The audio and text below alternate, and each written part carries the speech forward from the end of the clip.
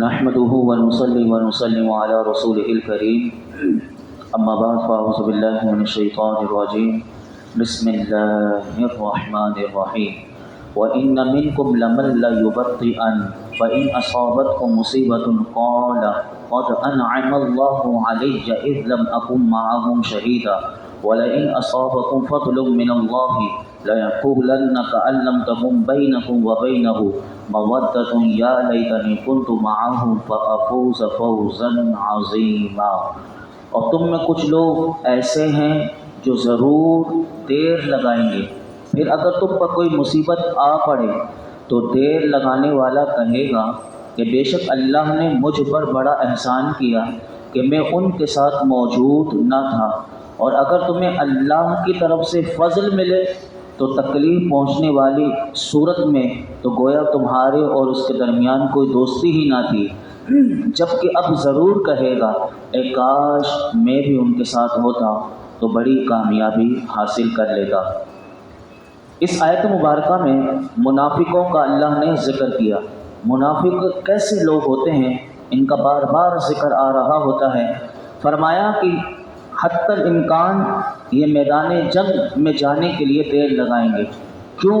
کیونکہ یہ ڈرپوک ہوتے ہیں، تاکہ یہ اس طرح ہیلے بانی کریں گے تاکہ ان کی جان چھوٹ جائے۔ پھر اگر واقعی ایسا ہو جائے کہ مسلمانوں کو میدان جنگ میں کوئی مصیبت آ پہنچے اور یہ منافقین کیونکہ دیر لگانے کی وجہ سے نہ جا سکے، اب انہیں پتہ چلے کہ مسلمانوں کو میدان جنگ میں کوئی تکلیف پہنچ گئی، تو یہ قرآن بتاتا ہے ان کی نفسیات، ان کا عمل بتاتا ہے کہ یہ بڑی خوشی سے کہیں گے اور اللہ کا شکر ادا کریں گے اور کہیں گے کہ میں وہاں پر موجود نہ تھا ورنہ میں بھی مصیبت میں پڑ جاتا۔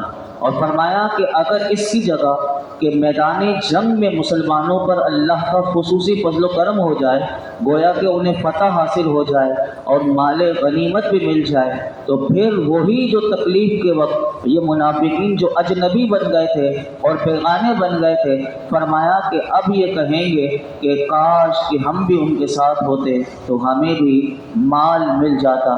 گویا کہ یہ خود غرضی ان کی قرآن نے بتا دی کہ یہ مفاد پرست لوگ ایسے ہی لوگ ہوتے ہیں کہ اگر ان کا مفاد ہو تو بڑے خوش ہو جاتے ہیں، اور مفاد نہ ہو تو قرآن کہتا ہے کہ یہ پھر وہ اگر شکست ہو جائے تو یہ رنجیدہ ہو جاتے ہیں، اور اگر فتح پر انہیں کچھ نہ ملے تو یہ رنجیدہ ہو جاتے ہیں۔ تو اس سے پتہ چلا کہ خود غرضی، موقع شناسی، مفاد پرستی، مال کی ہوس، یہ چار چیزیں اگر ہم میں سے بھی ہوں تو فرمایا کہ یہ منافقوں کا طریقہ ہے، اس سے بچنا چاہیے۔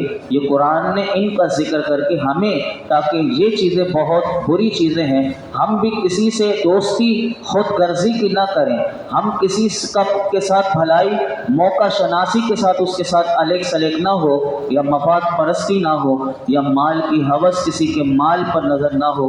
یہ چار چیزیں ہمارے اندر نہیں ہونی چاہیے، ہے تو فرمایا کہ یہ منافقوں کا طریقہ ہے۔ اور فرمایا دنیا میں وہ شخص کبھی کامیاب نہیں ہو سکتا کہ جو تکلیف کے موقع پر کسی کا ساتھ نہ دے، کسی کی تکلیف دیکھ کر اس کا ساتھ نہ دے، ایسا شخص کبھی بھی کامیاب نہیں ہو سکتا۔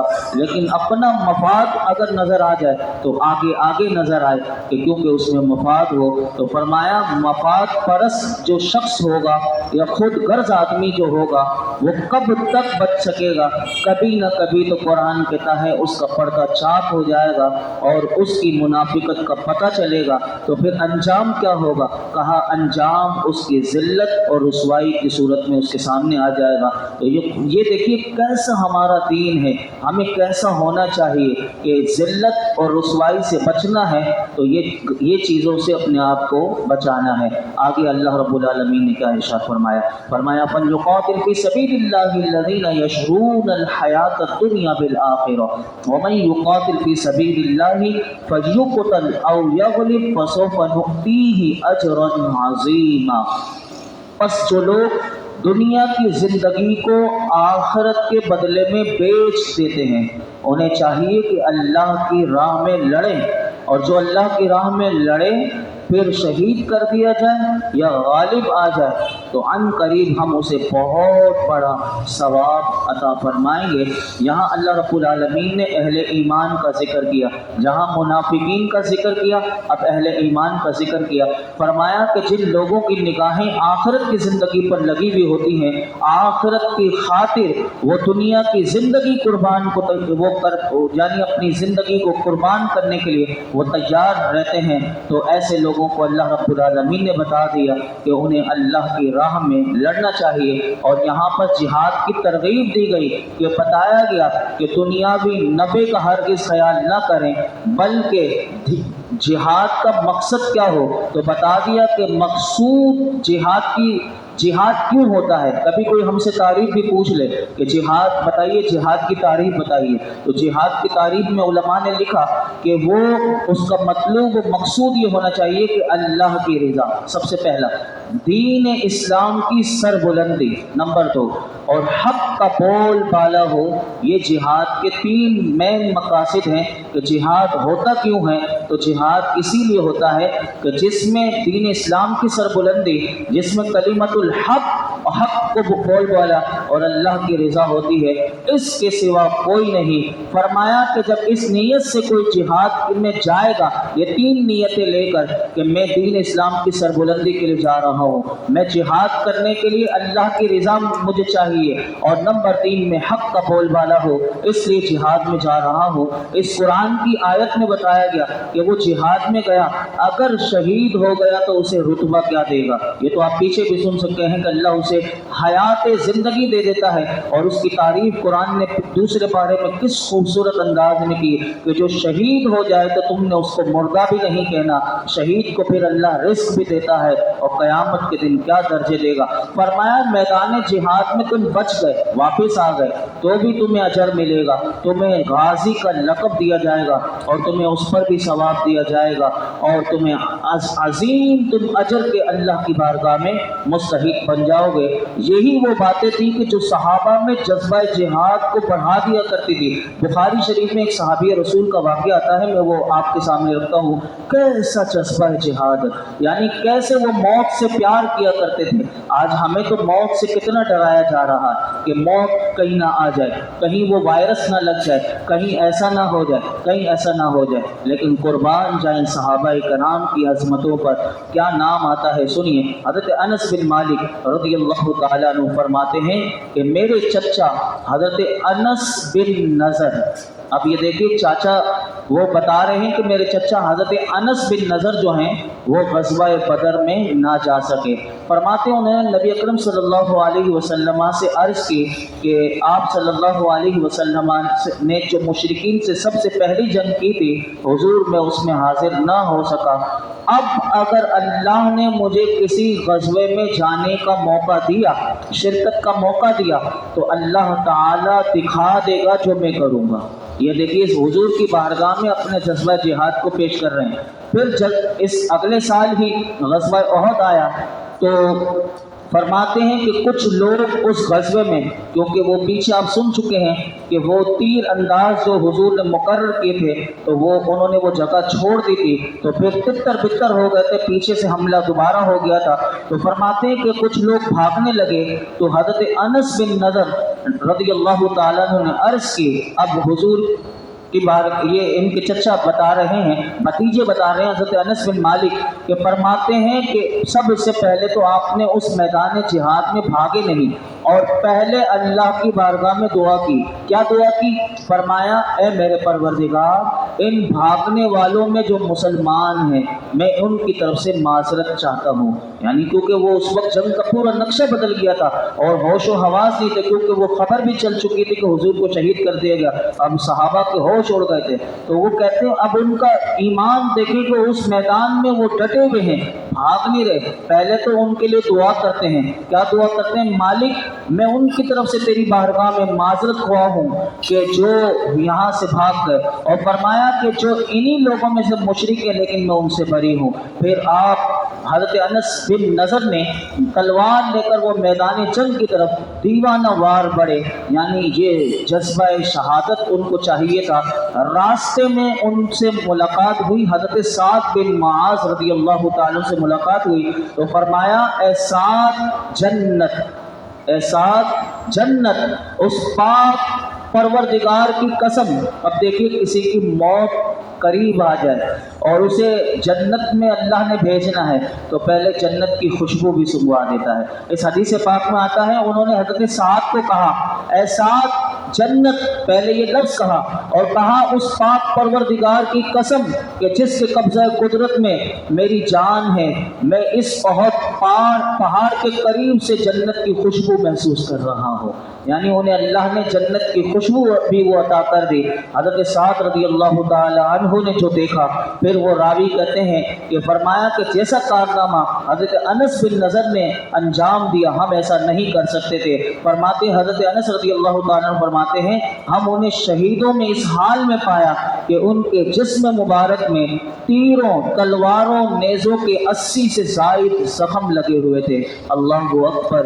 ایک نیزے کا زخم لگ جائے تو بندے کی چیخیں نکل جائیں، ایک تلوار کا وار لگ جائے تو بندے کی چیخیں نکل جائیں، آج ہمیں ہلکی سی چھری لگ جائے تو ہماری چیخ نکل جاتی ہے۔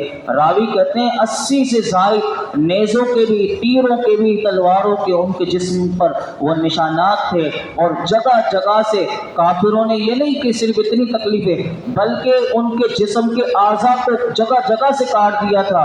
آپ کو پہچاننا مشکل ہو گیا تھا کہ حضرت انس بن نضر ہیں، تو کیسے پہچانا گیا؟ راوی کہتے ہیں آپ کی ہمشیرہ بہن کو بلایا گیا کیونکہ بہن نے پھر انگلیوں سے ان کے نشانات سے پہچانا۔ اللہ اکبر! یہ ہے جذبہ جہاد میں وہ شوق شہادت، کیا محبت تھی۔ اللہ ہمیں ان کے صدقے ہمیں بھی ایسا بہادر بنا دے، ہمیں بھی دین اسلام کا سچا مجاہد بنا دے۔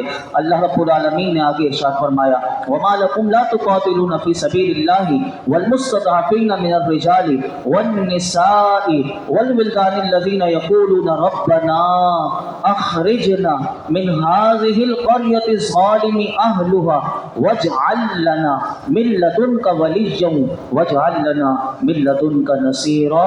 تمہیں کیا ہو گیا؟ تم اللہ کے راستے میں نہ لڑو اور کمزور مردوں اور عورتوں اور بچوں کی خاطر نہ لڑو جو یہ دعا کر رہے ہیں اے ہمارے رب ہمیں اس شہر سے نکال دے جس کے باشندے ظالم ہیں، اور ہمارے لیے اپنے پاس سے کوئی حمایتی بنا دے اور ہمارے لیے اپنی بارگاہ سے کوئی مددگار بنا دے۔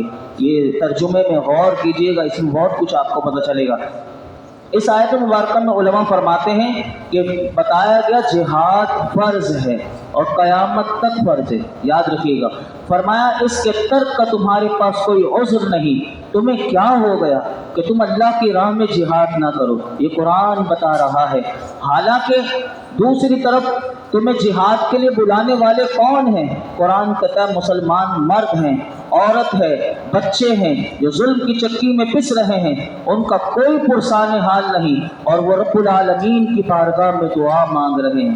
آج ہم اپنی آنکھوں سے اگر دیکھیں تو برما کے مسلمان، کشمیر کے مظلوم مسلمان، فلسطین کے وہ مظلوم مسلمان جنہیں اللہ نے وہ عظیم شان فتح دے دی، لیکن ایسے کئی ممالک میں جہاں ظلم ہو رہا ہے، فرمایا یہ تو پس منظر اس مکے کے مشرکین کے لیے ہے، لیکن آج بھی وہ حکم ہے۔ فرمایا کہ وہ دعا مانگ رہے ہیں، کیا دعا مانگتے ہیں؟ بچے، عورت، بچے اور بوڑھے سب یہ دعا مانگ رہے ہیں، اے اللہ ہمیں اس بستی کے ظالموں سے نجات عطا فرما اور ہمیں اپنے پاس سے کوئی مددگار عطا فرما۔ تو جب مسلمان مظلوم ہیں تو ان کو بچانے کی طاقت رکھتے ہو تو کیوں ان کی مدد کے لیے نہیں اٹھتے؟ یہاں پر یاد رکھیے کہ اس سے 3 مسائل علماء نے نکالے کہ جہاد کے بارے میں، یہ بھی سن لیجیے، 3 مسئلے بھی میں آپ کے سامنے رکھ دوں۔ نمبر 1، فرمایا جہاد فرض ہے اور جہاد بلا وجہ جہاد نہ کرنے والا ایسا ہی گناہ گار ہے کہ جیسے نماز چھوڑنے والا، بلکہ کئی صورتوں میں علماء کہتے ہیں اس سے بڑھ کر وہ گناہ گار ہوتا ہے۔ لیکن یہاں پر یہ خیال رکھنا ضروری ہے کہ جہاد کی فرضیت کا کون بتائے گا؟ کہا اس کے لیے کچھ شرائط ہیں، جن میں سے سب سے پہلے ایک اہم شرط استطاعت ہے، یعنی جنگ کی طاقت ہونا بھی ہے، اور جہاد یہ نہیں کہ طاقت نہ ہو اور چند مسلمانوں کو لڑائی میں جھونک کر انہیں مروا دیا جائے، اور جہاد کبھی فرض عین ہوتا ہے کبھی فرض کفایہ۔ یہ کون بتائے گا؟ یہ وہ جو مفتی اسلام ہوتے ہیں کہ اب ہمیں نکلنا چاہیے نہیں، جب فوج اور وہ سارے معاملات کو دیکھ کر کے فوج لڑتی ہی نہیں لڑتی، پھر علماء جو ہوتے ہیں پھر ان کا پورا پینل ہوتا ہے، پھر کس طرح عوام میں سے کون جہاد میں جائے گا، اس سارا ایک پورا پروسیس ہے، تو یہ جب ہوتا ہے۔ نمبر 2، دوسرا مسئلہ علماء نے اس آیت سے یہ نکالا کہ فرمایا مسلمانوں کو جہاد کی ترغیب دینے کے لیے مظلومیت کا بیان کرنا بہت مفید ہے۔ جیسے کہ شروع میں چلا تھا کہ کشمیر کو آزاد کروانے کے لیے، جیسے پاکستان جب بنا تھا تو کیونکہ وہ ایک دو نظریے پر بنا تھا، اسی طرح اگر کسی کو چھڑوانے کے لیے تو اس کی مظلومیت کا بیان کرنا بھی بہت مفید ہے، کہ ان کے ظلم کو دکھایا جائے کہ جہاد کے لیے ہم کیوں جا رہے ہیں، تو یہ ظلم ہو رہا ہے، کس طرح انہیں کاٹ دیا جاتا ہے اور کس طرح۔ تو فرمایا کہ ان آیت میں جن کمزوروں کا تذکرہ ہے، علماء فرماتے ہیں اس کا پس منظر تو مکہ مکرمہ کے وہ مسلمان ہیں، اور اس آیت میں مسلمانوں کو جہاد کی ترغیب دی گئی کہ وہ ان کمزور مسلمانوں کو کفار کے پنجہ ظلم سے چھڑائیں جنہیں مکہ مکرمہ میں مشرکین نے قید کر لیا تھا۔ ایک پوری وہ ایک الگ اس کی سیرت آپ پڑھیں گے تو آپ کو پتہ چل جائے گا کہ کس طرح ان پر وہ ظالم کتنا ظلم کیا کرتے تھے، اور کوئی مسلمان ہو جائے تو کس طرح مکے کی گلیوں میں انہیں گلے میں پھندا ڈال کر کبھی تپتی ہوئی ریت میں لٹا دیا جاتا تھا، کیا کیا وہ کرتے تھے۔ تو یہی وہ باتیں اللہ رب العالمین نے یہاں پر ذکر کی، اور یہ دعا اللہ نے ان مکے کے مسلمانوں کی قبول کی۔ اللہ نے ولی کس کو بنایا؟ انہوں نے دعا مانگی تھی اللہ ہمارے لیے کوئی حمایتی، ولی کا معنی حمایتی بھی ہوتا ہے، کوئی مددگار بنا دے، تو اللہ رب العالمین نے اپنے محبوب کو ان کا ولی بنایا، اور حضور کے ہاتھوں سے فتح مکہ ہوا، اور اللہ رب العالمین نے ان مشرکین سے مکے کے مسلمانوں کو آزادی عطا کی۔ تو تیسرا مسئلہ علماء نے یہ لکھا کہ اس سے پتہ چلا کہ غیر اللہ کو ولی اور ناصر یعنی مددگار کہہ سکتے ہیں، یہ قرآن نے بتایا کہ ولی انہوں نے دعا مانگی تھی، تو غیر اللہ کو ولی کسے کہتے ہیں؟ تو پتہ چلا کہ اللہ کا ولی، اللہ کا دوست، یہ غیر اللہ ہی ہوا، تو اللہ کا غیر ہوا، تو اس میں حضور کو مددگار کہا گیا، ناصر کہا گیا۔ تو یہاں سے یہ بھی مسئلہ پتہ چلا۔ آگے کل انشاءاللہ ہم سماعت کریں گے۔ اللہ رب العالمین جو کچھ سنا اسے یاد رکھنے، سمجھنے، عمل کرنے کی توفیق عطا فرمائے۔ الحمدللہ رب العالمین والصلاة والسلام علی سید الانبیاء والمرسلین وعلی آلہ واصحابہ اجمعین۔ یا اللہ پاک جو کچھ ہم نے درس قرآن میں آج سنا، رب کریم اپنی بارگاہ میں قبول فرما، سننے سنانے میں کوئی غلطی کوتاہی ہو معاف فرما۔ یا رب العالمین ہمیں اخلاص کے ساتھ تیری رضا کے لیے سیکھنے سکھانے کی توفیق عطا فرما، ہمیں قرآن کا نور عطا فرما، قرآن کی صحیح سمجھ عطا فرما، قرآن میں غور و فکر کرنے والا بنا دے۔ اے رب کریم قرآن کی معرفت عطا کر، اے رب کریم قرآن کا نور عطا کر دے۔ یا اللہ اس قرآن کی برکت سے ہمارے اخلاق اچھے کر دے، اس قرآن کی برکت سے ہمیں جہنم سے پناہ عطا فرما، اس قرآن حکیم کی برکت سے ہمیں جنت عطا فرما، جنت الفردوس عطا فرما۔ تیرے پیارے محبوب کی ولادت کا مہینہ، حضور کے قدموں میں جنت الفردوس میں ہمیں جگہ عطا فرما۔ یا اللہ حضور کی شفاعت نصیب فرما، یا اللہ ہمارے گناہ معاف کر دے، ہم سب پر عالم اسلام پر اپنا خاص فضل و کرم نازل فرما۔ یا اللہ اس درس قرآن کی برکت سے جتنے حاضرین موجود ہیں، یا اللہ ہم سب کی خالی جھولیوں کو بھر دے، ہماری خالی جھولیوں کو بھر دے، ہماری مولائی کریم جائز مرادوں پر اپنی رحمت کی نظر فرما، ہمارے رزق کے دسترخوان کو وسیع کر دے، ہمیں زندگی میں کسی کا اے رب کریم کسی لحاظ سے بھی محتاج نہ کرنا۔ وصلی اللہ تعالی علی خیر خلق محمد وعلی آلہ